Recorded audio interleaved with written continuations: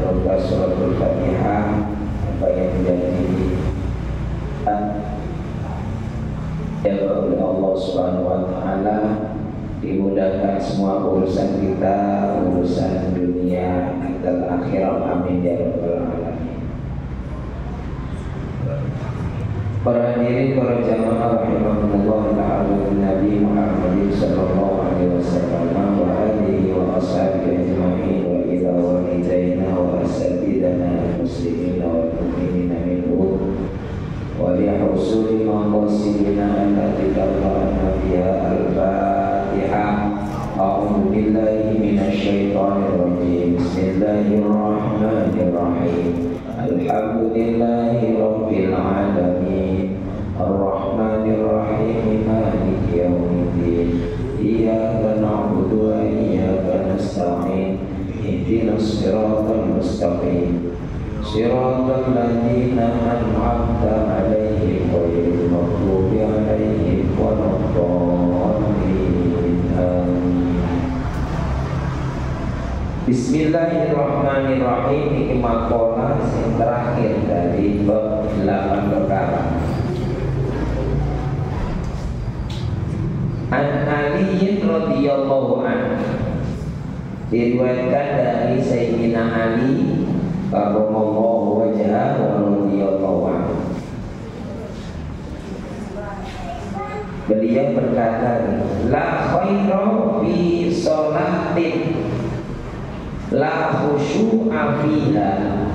La khaira fi sholatin, tidak ada kebaikan, tidak ada kebaikan fi sholatin, di dalam sholat, la khusyu'a fiha, yang tidak ada kekhusyuan di dalamnya. Imam para sahabat ini ya kelasnya berbeda. Saya Sayyidina Ali, sholat itu tidak ada nilai kebaikannya kalau tidak khusyuk. Padahal itu langganan kita kalau khusyuk. Kata Sayyidina la khairah, bukan batal, bukan maksud. Khusyuk itu tidak menjadi syarat sahnya sholat. Tetapi kata Sayyidina Ali itu tidak ada kebaikan sholat yang tak khusyuk. Dan memang berbeda Sayyidina Ali dengan sholat ya. Nah, mudah-mudahan kita walaupun ada sedetik yang khusyuk itu nilai mewarnai kebaikan dalam sholat kita.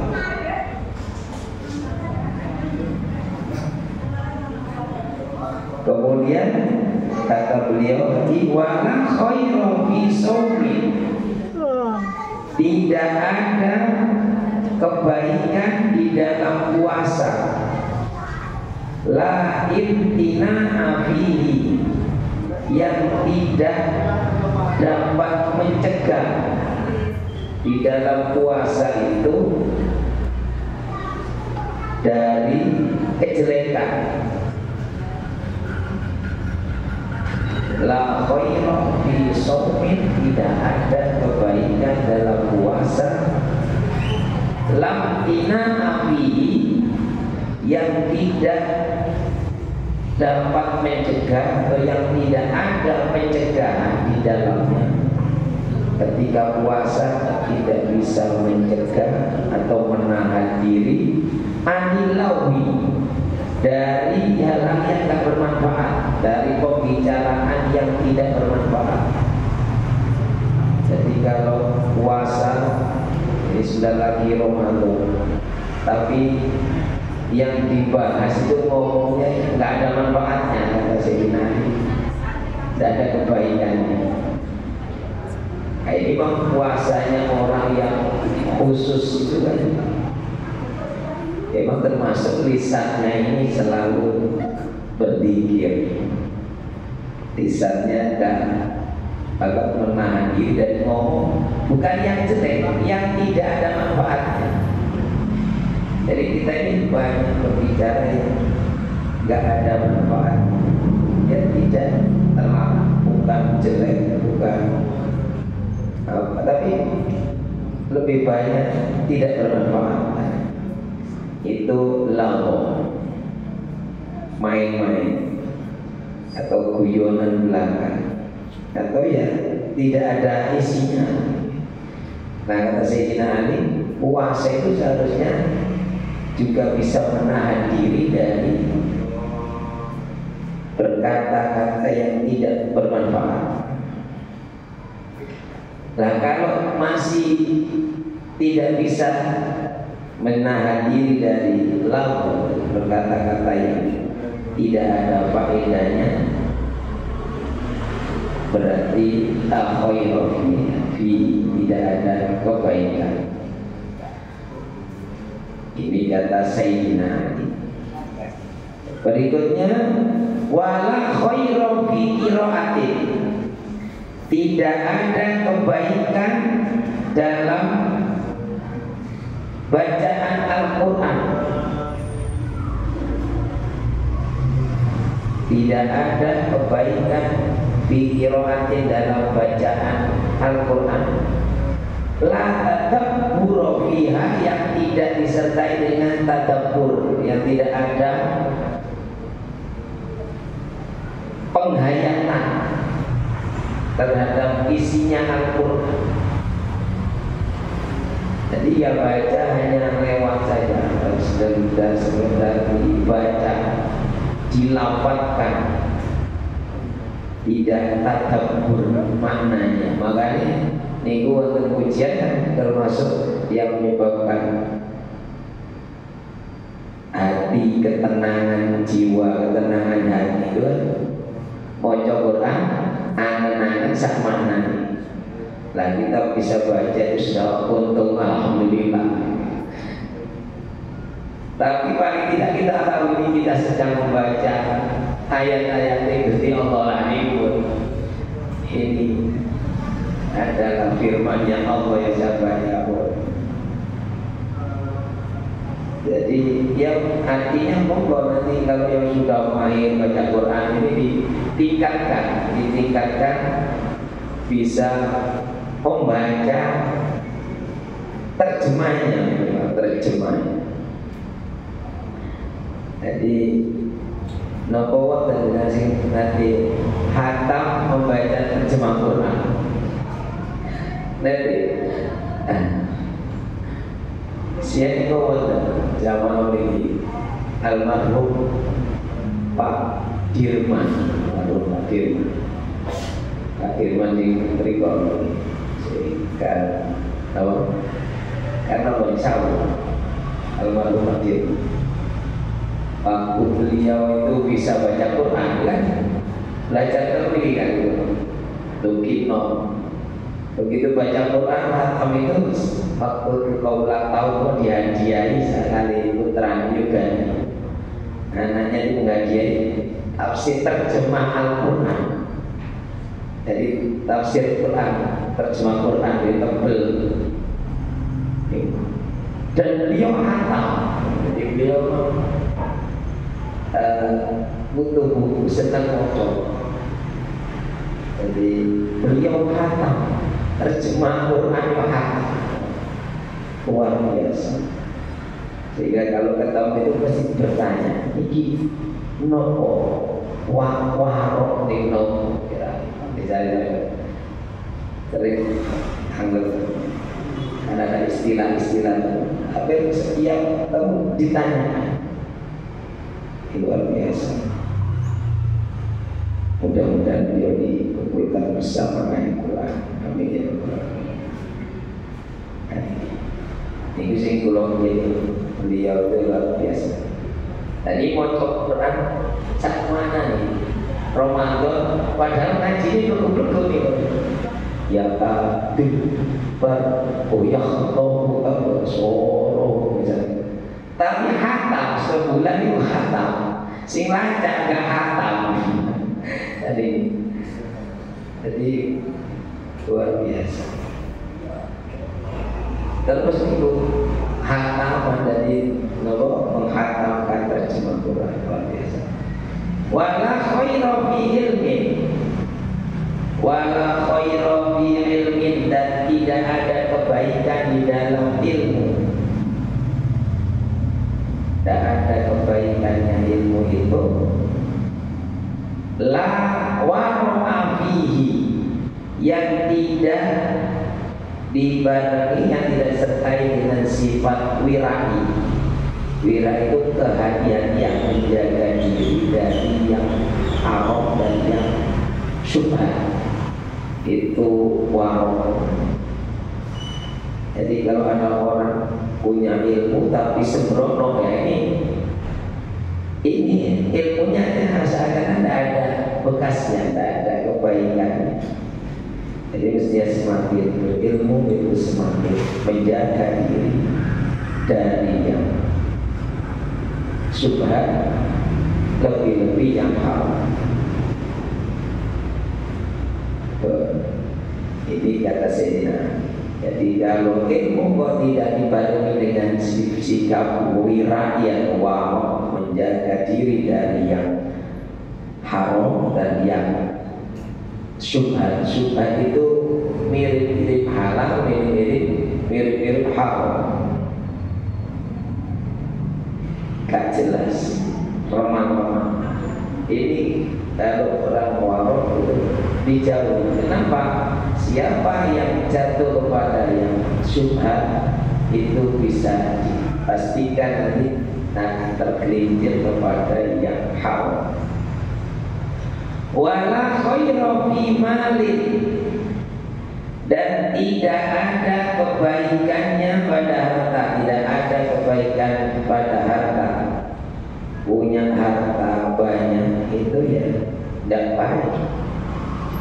La sahawata bihi, yang tidak ada kedermawanan di dalamnya. Hartanya banyak, medit cuma tonggo ini bolong, gak kecipratan belahnya. Jadi bahkan untuk dirinya sendiri aja pikir. Maka kata Sayyidina Ali, wala khaira fi malin, tidak ada kebaikan orang punya harta, la sahawata fihi, yang tidak ada, tidak memiliki jiwa yang dermawan, pikir pelit. Itu tadi bahasa yang paling gegem. Jadi sampai kondoni, tonggoni, boloi, ya tidak bisa merasakan apa-apa ya. La khaira fihi, tidak ada kebaikan.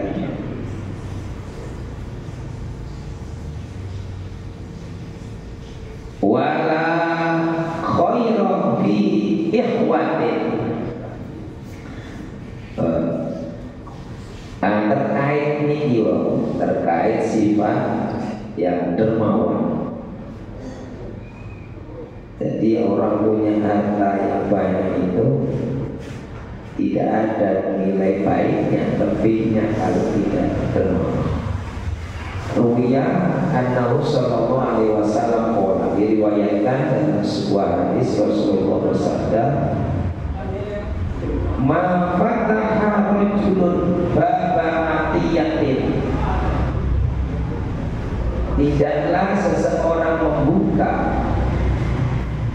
pintu pemberian bisodakotin, dengan bersodakoh, ausilatin, atau dengan menyambung silaturahim, illa zadallahu biha kathratan, melainkan Allah menambahkan kepadanya pada hartanya itu kasrotan, tambah banyak. Jadi orang kalau suka memberi atau suka menyambung silaturahim akan bertambah banyak hartanya, tambah barokahnya. Kalau dalam hadis yang lain apa? Barang siapa yang ingin dilapangkan rezekinya, dipanjangkan umurnya, faliyasir rahim, dalam menyambung silaturahim. Nah ini diantaranya manfaat dari sodako. Termasuk sodako itu sudah ada silaturahim. Karena memberikan otomatis menyambung persaudaraan semakin pertemanan. Jadi sodako itu sudah mengandung silaturahim. Demikian juga silaturahim nanti akan ada sodako. Nah itu yang menyebabkan akan ditambah oleh Allah. Illa zadahullahu biha kathratan, akan tambah banyak rezeki. Wa ma fataha rajulun, dan tidaklah seseorang membuka baba mas'alatin, pintu untuk meminta-minta, yuridu biha kathiratan, yang dia minta-minta itu ingin punya banyak harta. Jadi siapa yang minta-minta, yang minta-minta itu bukan untuk kebutuhan daruratnya, ini sudah memang untuk menumpuk harta dengan cara minta-minta. Ya kalau orang yang kecil mungkin mintanya tradisional masih dodol menantang-nantang. Kalau orang besar mungkin berbeda, mengajukan proyek misalnya, minta juga ya. Apalagi kemudian kualitasnya kecil kan. Tapi yang benar-benar kalau itu ada proyeknya, ada pekerjaan. Tapi yang tadi meminta-minta, hanya meminta ya. Siapa yang membuka pintu meminta-minta, hanya membuka jalan dengan cara meminta-minta, yang itu untuk menumpuk harta.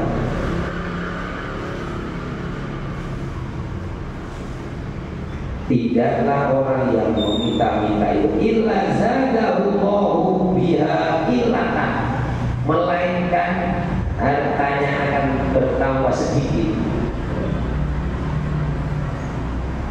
Mungkin tambah secara nominal tambah, tapi dia terus kurang, kan sedikit. Jadi kurang berarti kan sedikit. Karena ada, kalau nggak salah dulu ada sebuah mahasiswa meneliti perilaku sosial orang yang minta-minta. Itu ternyata ada kasus itu orang itu rumahnya megah mewah di kampung mewah, satu daerah itu. Jadi kalau keluar dia netis ini, kemudian pergi ke terminal umur, masuk toilet, ganti seragam yang khusus, atau naik bis dan seterusnya, dulu pakai seragamnya, ya seragam meminta-minta. Nah, kata Sayyidina Ali, orang yang membuka diri untuk minta-minta tidaklah orang yang minta-minta itu, kecuali akan tambah sedikit hartanya. Mungkin itu tadi bertambah, nominalnya bertambah, tapi kajian semakin kurang, ya semakin sedikit itu. Dan dia tidak barokah. Maka kita itu boleh meminta ketika sangat darurat. Tapi ketika masih bisa bekerja sendiri dengan tangannya, itu terbaik. Karena sebaik-baik perbuatan itu orang yang berbuat dengan biyadi, dengan tangannya sendiri, mencari nafkah sendiri, tidak meminta-minta. Wala khaira fi ikhwatin, dan tidak ada kebaikan dalam persaudaraan, la hifdha fiha, yang tidak ada penjagaan di dalamnya, tidak ada saling menjaga dari kejelekan. Artinya ini saudara tapi tertimpa kejelekan, ya diam saja, atau tidak saling mengingatkan, tidak saling menasihati, ya, tidak ada faedahnya persaudaraan yang tidak saling mengingatkan, tidak saling menjaga dari kejelekan. Artinya ada saudaranya dan tidak ada ya sama saja, nggak efek apa. Tapi kalau semakin tambah saudaranya, ada saudaranya semakin tambah kebaikannya. Nah ini saudara yang terbaik. Maka kata Sayyidina Ali tadi, la khairu fi ikhwatin la hifdhu fihi. Tidak ada kebaikan pada persaudaraan la hifdhu fiha, yang tidak ada saling menjaga dari kejelekan. Kemudian terakhir kata Sayyidina Ali, masih dua lagi karena ada 8. Wala khairu fi nikmatin, dan tidak ada kebaikan pada kenikmatan, suatu nikmat.